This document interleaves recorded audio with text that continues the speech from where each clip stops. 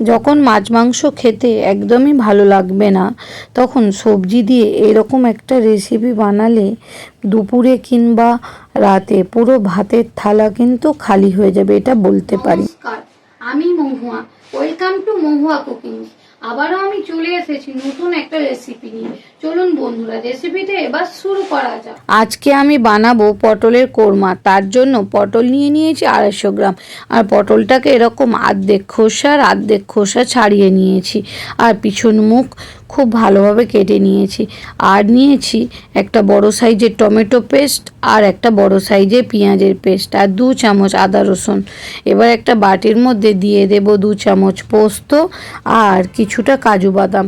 এটা জলেতে ভিজিয়ে রাখলে মিক্সিতে পেস্ট করতে খুবই কম সময় লাগবে, আর যদি আপনারা শিলনোড়াতেও বাটেন খুব ভালো লাগবে। চলুন এবার এটাকে মিক্সির বাটিতে ঢেলে রেখে দিই। এবার একটা সুন্দর পেস্ট বানিয়ে নেব। এবার গ্যাসেতে কড়া বসিয়ে তার মধ্যে দিয়ে দিয়েছি 3-4 চামচের মতো সাদা তেল। সাদা তেলটা একটু গরম হয়ে গেলেই ওর মধ্যে দিয়ে দেব কেটে রাখা পটলগুলোকে একটু নাড়াচাড়া করে এপিট ওপিট উল্টে দিয়ে একটু হালকা আঁচে ভাজতে হবে, যাতে পটলগুলো খুব তাড়াতাড়ি রং না আসে আর পটলটা ভেতর থেকেও 80% কুক হয়ে যায়। এবার পটলের মধ্যে দিয়ে দেব নুন আর হলুদ, দিয়ে আবারও নাড়াচাড়া করে দেখুন পটলটা কত সুন্দর কালার চলে এসছে। এবার আমি তুলে নেব। পটলগুলো তুলে নেবার পর সেই তেলের মধ্যে আমি দিয়ে দেব জিরে, মৌরি আর শুকনো লঙ্কা। এখানে আমি জিরে মৌরির পরিমাণ নিয়েছি 1/2 চামচের মতো। একটু নাড়াচাড়া করেই ওর মধ্যে দিয়ে দেব পেঁয়াজ বাটাটা দিয়ে বেশ কিছুক্ষণ নাড়াচাড়া করতে হবে। পেঁয়াজের কাঁচা গন্ধ ও পেঁয়াজের রং পাল্টে গেলেই ওর মধ্যে দিয়ে দেব আদা রসুনের পেস্টটা দিয়েও বেশ কিছুক্ষণ নাড়াচাড়া করতে হবে। হ্যাঁ, আমি এখানে আদা রসুনের পেস্টের সাথে বেশ কিছু কাঁচা লঙ্কাও বেটে নিয়েছি। আমার কাঁচা লঙ্কার ফ্লেভারটা খুবই ভালো লাগে।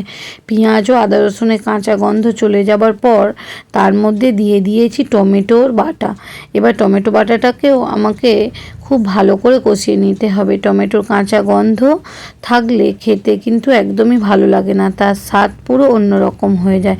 এবার দেখুন টমেটোটাও কত সুন্দর কষানো হয়ে গেছে, ওর থেকে তেল ছাড়তে শুরু করেছে। এবার দিয়ে দেব 1 চামচের মতো জিরে গুঁড়ো, ধনে গুঁড়ো, হলুদ গুঁড়ো আর লঙ্কা গুঁড়ো, আর দিয়েছি স্বাদ মতো নুন। দিয়ে খুব ভালোভাবে মশলা কষিয়ে ওর মধ্যে দিয়ে দেব একটু অল্প পরিমাণ জল, যাতে মশলাটা পুড়ে না যায়।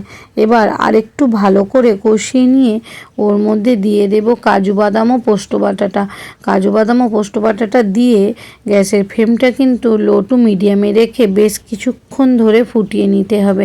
এই সময় গ্যাসের আঁচ যদি বেশি থাকে তাহলে কিন্তু কাজু বাদাম ও পোস্তটা খুব সহজে কড়াতে লেগে যেতে পারে।